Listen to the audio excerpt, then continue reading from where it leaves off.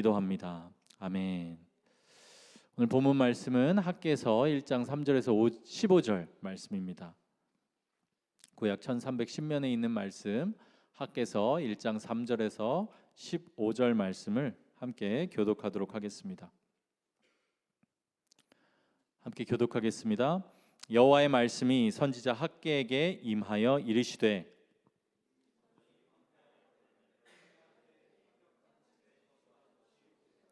그러므로 이제 만군의 여호와가 이같이 말하노니 너희는 너희의 행위를 살필지니라.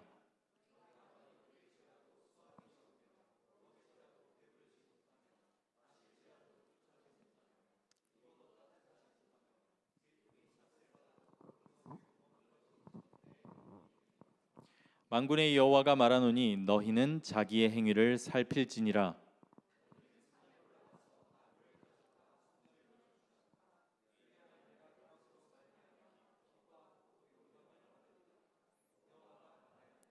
너희가 많은 것을 팔았으나 도리어 적었고 너희가 그것을 집으로 가져갔으나 내가 불어버렸느니라.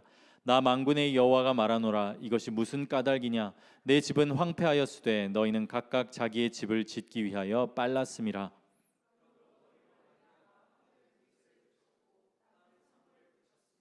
내가 이 땅과 산과 곡물과 새 포도주와 기름과 땅의 모든 소산과 사람과 가축과 손으로 수고하는 모든 일에 한제를 들게 하였느니라.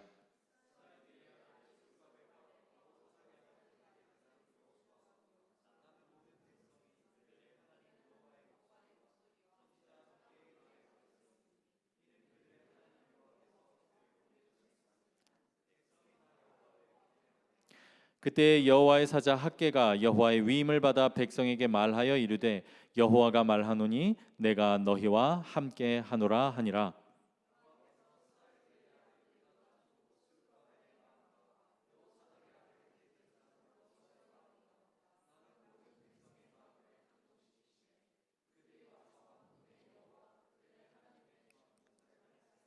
함께 읽습니다. 그때는 다리오 왕 제2년 여섯째 달 24일이었더라. 아멘. 오늘 이제 학개서 두 번째 시간입니다. 지난주에 학개서의 배경에 대해서 좀 살펴봤는데요. 이때 당시는 주전 520년이었고 그 당시는 이제 바벨론 포로에서 해방돼서 예루살렘으로 막 돌아왔던 때였어요. 이렇게 기적과 같은 일을 경험을 했지만 이후에 기대했던 회복과 부흥은 일어나지 않았고 오히려 지금까지 주전 520년까지 17년이라는 긴 세월 동안 영적인 패배주의와 무기력에 빠져 있었던 이스라엘 백성들의 모습을 우리가 이전 시간에 살펴보았습니다. 그러나 하나님께서는 그 모든 것을 아시고 또 이스라엘 백성들의 마음을 아시고 공동체 리더들에게 말씀하셨어요. 그리고 이 말씀에서부터 모든 변화가 시작되고 있습니다. 이제 오늘 본문을 통해서 학개는 더 구체적으로 이스라엘 백성들의 상태에 대해서 말씀해요. 그래서 오늘 본문도 함께 읽었지만 겉으로 보면 이 책망이 담긴 것 같습니다. 그래서 책망하고 계세요. 너희 행위를 살필지니라. 너희가 너희 집 짓기에 빨랐음이라. 책망하고 있는데 하지만 이제 뒤에 가면 하나님의 마음은 위로하기를 원하시고 이스라엘 백성들을 다시 세우기를 원하신다는 것을 우리가 알 수 있어요. 이제 오늘 그 모습을 살펴볼 텐데 오늘 하나님의 책망을 받는 이 이스라엘 백성들 이들에게 조금 의외의 모습이 보입니다. 의외의 모습이 보여요. 그들은 분명 이제 지난주에도 보면 힘에 겨워하고 있었어요. 성전? 이거 아직 재건할 때가 아니야. 아직 때가 아니야. 나는 지금 하나님께 나아갈 힘이 없어. 하나님의 일이나 어떤 영적인 일에 내가 그렇게 시간과 힘을 낼 수 없어. 이렇게 말하고 있었던 이스라엘 백성의 모습인데 이 의외의 모습이 보여요. 앞뒤가 다른 거예요. 하나님께서 그들에게 이렇게 물으세요. 4절입니다. 이 성전이 황폐하였거늘 너희가 이때에 판벽한 집에 거주하는 것이 옳으냐. 지금 그들의 삶은 영적으로 무너져 있습니다. 그리고 성전은 황폐해져 있어요. 그들은 뭔가 할 힘이 없다고 얘기해요. 그리고 이런 상태만 보면, 그들이 말하는 것만 보면 이스라엘 백성은 마치 난민같이 살고 있을 것 같아요. 나 힘이 없어요. 아무것도 할 수 없어요. 17년 동안 무기력에 빠져 있어요. 이렇게 얘기하고 있거든요. 그래서 그들의 삶을 보면 난민같이 살고 있을 것 같은데 정작 아니었다는 거예요. 의외로 그들이 판벽한 집에 거주하고 있어요. 이 판벽한은 기본적으로 잘 덮여 있다는 말이에요. 근데 그냥 단순히 덮여 있다는 것이 아니고 이 판벽한이라는 이 원어, 이게 번역한 말이고요. 판벽한은, 이 원어는 구약 성경 곳곳에서 어디에 쓰이냐면 왕궁이나 성전을 백향목같이 특별한 재료로 지붕이나 이 마루를 덮을 때 구약 성경 곳곳에서 동일하게 사용되는 단어예요. 성전, 왕궁 이런 특별한 장소를 아주 백향목같이 향이 좋고 튼튼하고 고급 자재로 잘 덮는 그런 모습이에요. 그러니까 이들은 의외로 자기 삶을 잘 챙기며 살고 있었어요. 약 17년 동안이나 성전 재건은 중단됐고 아직 때가 아니야 하면서 영적으로는 패배주의에 빠져 있는 것 같은데 의외로 각자 집은 잘 짓고 오히려 그들 수준에서는 호화롭게 짓고 잘 살고 있었던 거예요. 내 일, 내 유익, 내가 중요하게 생각하는 것에는 엄청난 집중력과 끈기를 발휘하면서 그것을 꽉 잡고 살고 있었던 것이, 이게 의외의 모습이에요. 지금 하나님께서는 이스라엘 백성들의 앞뒤가 다른 모습을 보여주고 있어요. 여러분, 우리가 이렇게 살아갈 수 있다는 거예요. 그리고 영적인 무기력과 영적인 패배주의에 빠질 때 우리가 이렇게 살게 된다는 겁니다. 힘이 없다고 얘기해요. 다른 건 할 여유가 없다고 얘기해요. 마음의 힘도 없고 시간도 없고 여유도 없다고 얘기해요. 근데 의외로 내가 시간을 쓰고 싶은 일, 내가 내 이익을 챙겨야 하는 일에는 엄청난 집중력과 끈기를 발휘하면서 거기에 모든 힘을 쏟아 부으면서 살아갈 수가 있다는 거예요. 그러면서 계속 얘기하는 거죠. 난 힘이 없어. 난 여유가 없어. 아직은 때가 아니야. 정작 의외의 모습으로 살아가고 있어요. 지금 학개 선지자를 통해 주시는 이스라엘 백성을 향한 책망의 요지는 바로 삶의 우선순위예요. 삶의 우선순위. 지금 이스라엘 백성들의 삶은 삶의 우선순위가 무너져 있어요. 집 짓지 말라는 게 아니에요. 살 집이 있어야죠. 돌아왔으면 그 집도 지어야죠. 돌아왔으니까 이제 농사도 지어야죠. 밭도 갈고 살아갈 대책도 마련해야죠. 그런 것들을 하지 말라고 하신 것이 아니에요.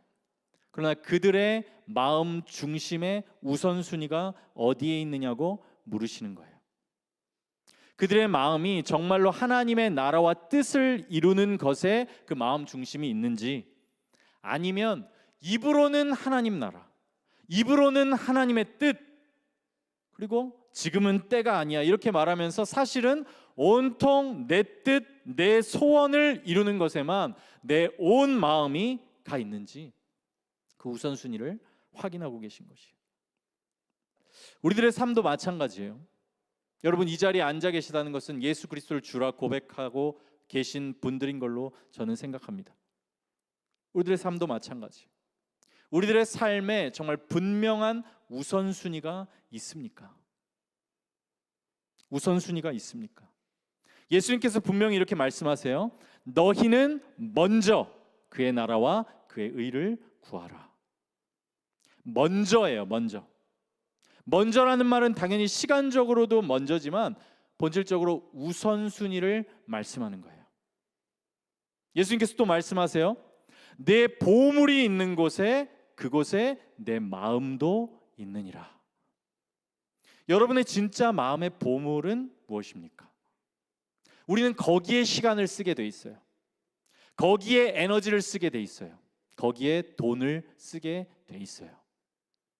지금 내가 시간을 쓰고 에너지를 쓰고 돈을 쓰고 내 머릿속에 계속해서 생각하는 것, 그게 여러분 마음의 보물이에요. 거기 예수님이 계십니까? 거기에 하나님의 나라가 있습니까? 아니면 다른 세상적인 일들로 가득 차 있습니까?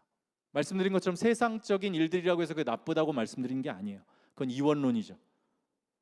그러나 우선순위를 물으시는 거예요. 성경은 우리에게 생계나 일상을 내팽개치고 신앙에만, 교회 일에만, 하루 종일 성경만 붙들고 살아라, 그렇게 말씀하고 있지 않습니다. 우리가 마땅히 우리에게 맡겨진 일을 하고 살아야죠. 기도할 때도 개인적인 문제를 위해 기도해야죠. 그걸 하나님께서 기뻐하십니다. 일용할 양식을 위해 기도해야죠. 그리고 일하고 성실히 공부해야죠. 이 모든 것을 해야 돼요. 그러나 중요한 것은 우선순위예요. 우선순위. 삶의 우선순위가 무너진 채로 그 모든 것을 행하는 것은 오늘 말씀에서 보면 그 성전이 황폐한 채로 판벽한 집을 짓고 살아가는 것과 같아요. 하나님께서 말씀하세요. 오늘 본문을 통해서 두 번이나 같은 말씀을 주시는데 4절과 7절에서 동일하게 이렇게 말씀하세요. 이제 만군의 여호와가 이같이 말하노니 너희는 너희의 행위를 살필지니라. 이거는 그냥 표면적으로 행위를 살펴보라는 게 아니에요. 제가 이 원어를 살펴보니까 거기에 상당히 깊은 의미가 있더라고요. 원어를 살펴보니까 거기에 이런 의미가 있어요. 네가 지금 걸어온 길, 지금 걷고 있는 그 인생길, 그 길을 걸으면서 가졌던 진짜 너의 마음 중심, 그것을 네가 걸어온 길, 네가 그 길을 걸으면서 가졌던 그 마음, 그것을 객관적으로 내 앞에 두고 네 마음 중심을 잘 응시하면서 잘 한편 살펴보라는 거예요. 이게 이 말씀의 의미예요. 너희는 너희의 행위를 살필지니라. 그냥 표면적으로 행동 잘못된 거 없는지 봐, 이게 아니라 네가 걸어온 인생길 마음 중심을 펼쳐놓고 한번 네 앞에 꺼내놔서 그거 한번 바라보면서 정말 네 마음 중심이 어디 있는지 살펴보라는 거예요. 그 멈추어버린 17년 동안 걸어온 길과 그때 마음을 내 앞에 놓아두고 살펴보라는 거죠. 이스라엘 백성들의 우선순위가 지금 무너져 있다는 거예요. 그리고 여기에 반전이 하나 더 있어요. 의외의 모습이 하나 더 있어요. 지금 이스라엘 백성들은 난 성전 제거는 못하겠어. 성전이라는 것은 하나님의 임재를 상징하거든요. 그 성전에는 관심 없어. 하나님에는 관심 없어. 그러면서 그것을 할 힘이 없어 라고 말하면서 오히려 판벽한 집에 거주하고 있었어요. 이게 의외의 모습이었어요. 근데 여기에 또 하나의 의외의 모습, 반전이 있는데 그들은 이렇게 판벽한 집에 살고 있었어요. 그러니까 겉으로 보기에는 뭔가 이루어진 것 같아요. 이룬 것 같아요. 우선순위가 그래 뒤바뀐 삶을 살아가면서 그래도 뭔가 자신들이 중요하게 생각한 어떤 걸 이룬 것처럼 보여요. 내 거 잘 챙긴 것처럼 보여요. 근데 반전이에요.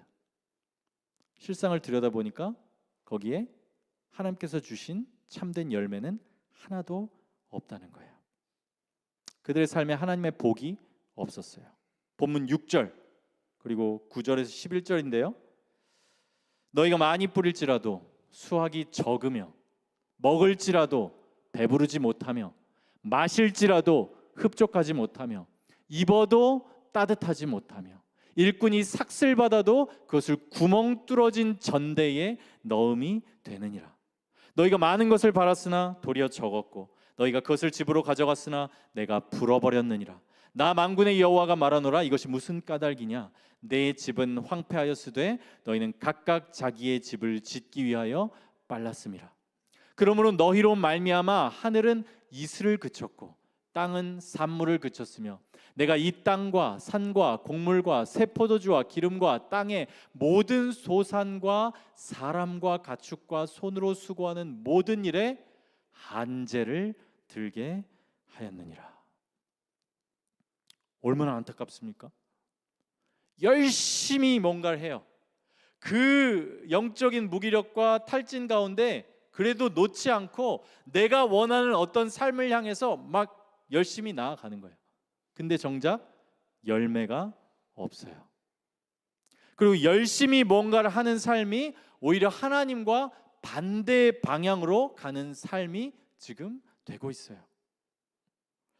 여러분, 이것이 우리가 하나님 없이 나에게 몰두하고 내 목표에, 내 유익, 내 안위, 세상의 걱정과 근심과 염려와 재리의 유혹과 모든 것에 둘러싸여서 나에게만 집착하며 살아가는 삶, 우선순위가 뒤바뀐 그 삶, 그 삶의 결과를 말씀해 주고 있는 거예요.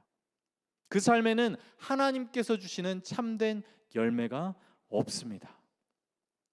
여러분, 한번 여러분들의 신앙생활과 또 여러분들의 삶을 한번 돌아보세요. 하나님께서 주시는 정말 열매가 있습니까? 하나님께서 주시는 열매요. 하나님께 붙어 있어서 하나님의 은혜로 살아서 그 생명을 공급받아서 그 생명을 누리는 삶을 통해서 하나님이 여러분의 일상생활과 관계와 공동체 가운데 맺어가시는 열매가 있으십니까? 있으십니까?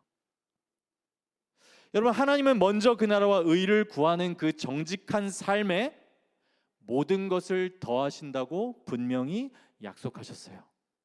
물론 그게 내 소원이 다 이루어지고 무슨 내가 원하는 게 다 이루어지는 그런 삶은 아니에요. 그러나 책임지시는 것이 있다는 거예요. 우리가 정말 하나님을 우선으로 섬기며 의지했기 때문에 나의 삶에서 하나님께서 하셨다, 이렇게 고백할 수 있는 일들이 생긴다는 거예요. 생긴다는 것입니다. 그런 구체적인 간증과 역사가 큰 일이 아닐지라도 여러분의 삶 가운데, 매일의 삶 가운데 있으십니까? 먼저 그 나라와 그 의를 구할 때, 우리의 삶이 우선순위가 잡혀 있을 때 신기하게 열매를 맺어요. 신기하게. 믿음으로 사는 삶은 망할 것 같은데 망하지 않는 삶이에요. 망할 것 같은데 하나님이 책임져 주시는 거예요.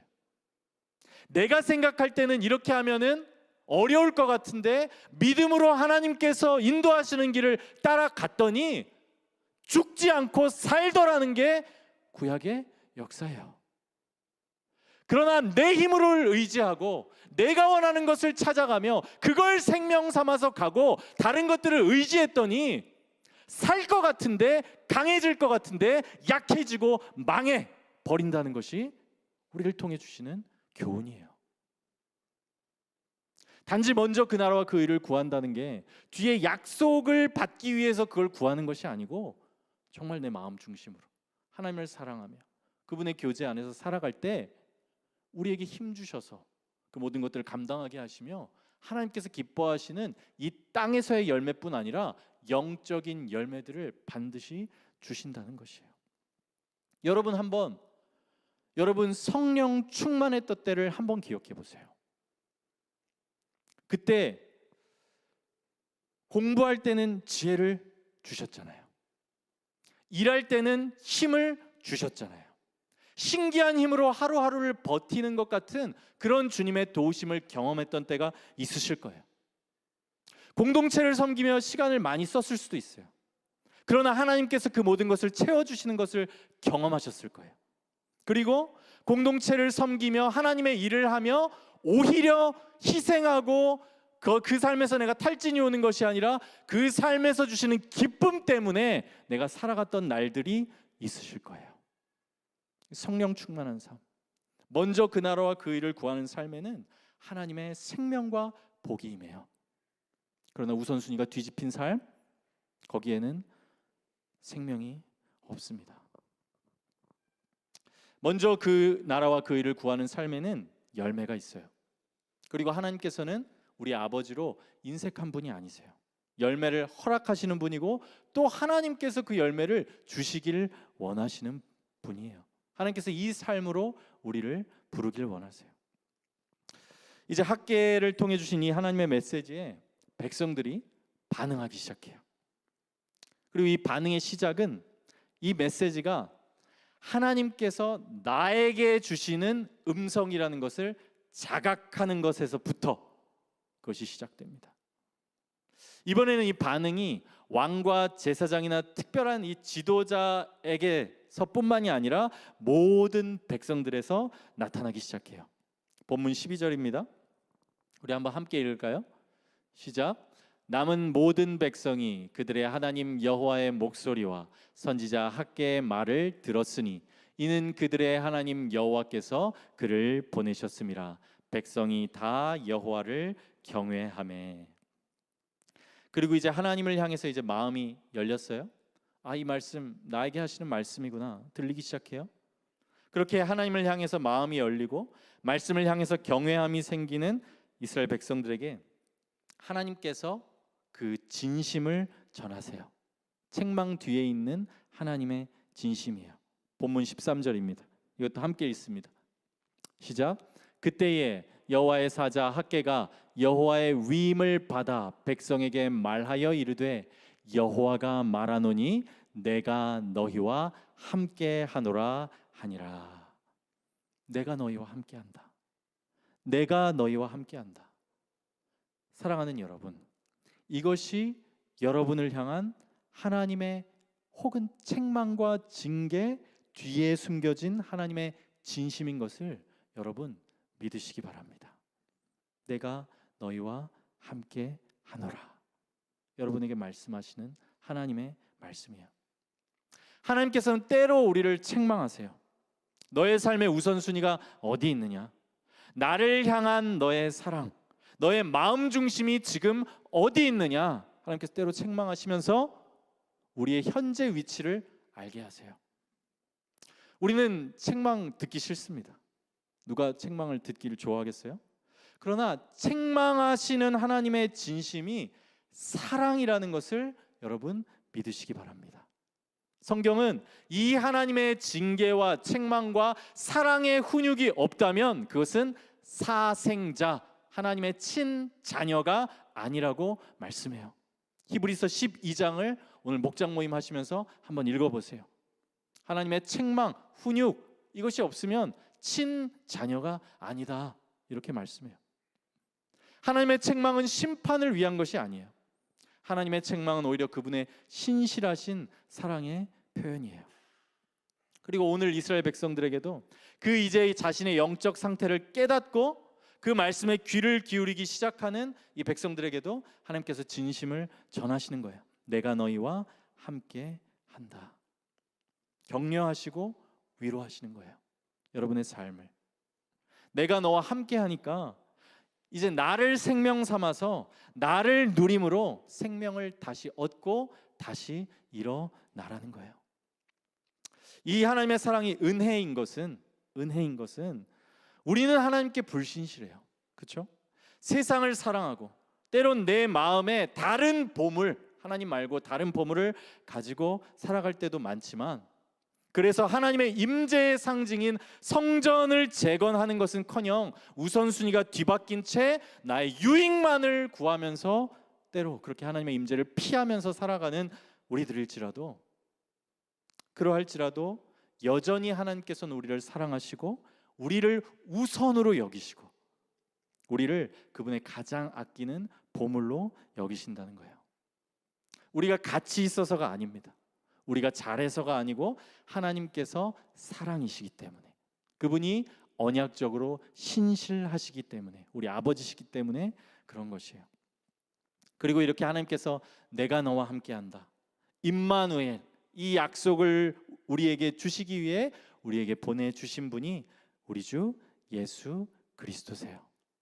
히브리서 1장 1절에서 2절 말씀에 하나님께서 이스라엘 백성에게 학개, 선지자 학개를 보내주셔서 말씀하신 것 같이 히브리서 1장 1절에서 2절 보면 옛적의 선지자들을 통하여 여러 부분과 여러 모양으로 우리 조상들에게 말씀하신 하나님이 학개 선지자를 통해서 하나님의 말씀, 내가 너와 함께한다는 말씀을 주시며 그 마음을 전하신 하나님이 이 모든 날 마지막에는 지금 우리들이 살고 있는 이 시대에는 이 마지막 날에는 아들 예수 그리스도를 통해서 우리에게 말씀하셨다고 성경은 말씀합니다. 우리에게는 선지자 학개의 메시지보다 더 분명하고 더 완전하고 더 선명한 하나님의 메시지가 있어요. 우리 주 예수 그리스도를 통해서 주시는 메시지예요. 내가 너를 위하여 내 아들, 하나님의 그 보물을, 하나님의 가장 큰 우선순위를, 독생자 예수 그리스도를 이 땅에 보내주셨다는 거예요. 그 보물과 같은 그 아들을 우리를 위해 십자가에 피 흘려 죽게 하시고 찢어 죽게 하시고, 그것을 통해서 내가 너를 사랑한다, 그리고 내가 너와 영원히 함께한다 말씀하시는 것입니다. 그리고 이 십자가에 달리신 그리스도, 여러분이 지금 믿고 계신 그 예수 그리스도를 믿는 자마다 성경은 약속하기를 부활하신 그리스도께서 보내주시는 성령을 우리 가운데 주신다고 약속하세요. 지금 여러분 마음속에 그 부활하신 우리 주 예수 그리스도의 영인 성령이 계신 것을 믿으시기 바랍니다. 이것을 통해서 우리 지금 성전 재건을 보고 있잖아요. 그런데 이 하나님께서 보내주시는 성령을 통해서 이제는 우리 자신이 하나님의 영이 거하는 성전이 되는 것이에요. 고린도서 3장 16절, 너희가 하나님의 성전인 것과 하나님의 성령이 너희 안에 거하시는 것을 알지 못하느뇨. 우리에게 새 생명과 함께 이 성령을 주셨어요. 여러분 안에 그리스도께서 살아계세요. 살아계세요. 그리고 이렇게 성전, 우리를 성전 삼으셔서 이제 영원히 우리와 함께 하시는 거예요. 사랑하는 여러분, 신앙생활 하시면서 하나님의 책망이 때론 들리기도 합니다. 또 말씀을 읽어가면서 신앙생활을 하면서 우리의 삶을 살아가면서, 그러나 우리는 그 책망 때문에 속상해하기보다는 그 책망 뒤에 숨겨진 진짜 사랑을 여러분 기억하시길 바랍니다. 그 모든 것들을 예수 그리스도 십자가 안에서 해석하시고 이해하시길 바라요. 그리고 그 사랑을 확신하는 가운데 다시 일어설 수 있습니다. 우리는 그 사랑 때문에, 그것 때문에 위로받고 다시 일어서는 거예요. 오늘 본문 마지막에 이스라엘 백성들도 다시 일어서요. 근데 놀라운 것은 지금 성전 재건이 17년 동안 멈춰져 있었거든요. 17년, 16년 동안. 근데 멈춰져 있는 시간이 그렇게 길었는데 단 23일 만에 여호와의 말씀이 학개를 통해서 처음 임했던 날부터 23일 만에 이제 성전 재건이 다시 재개되는 것을 볼 수 있습니다.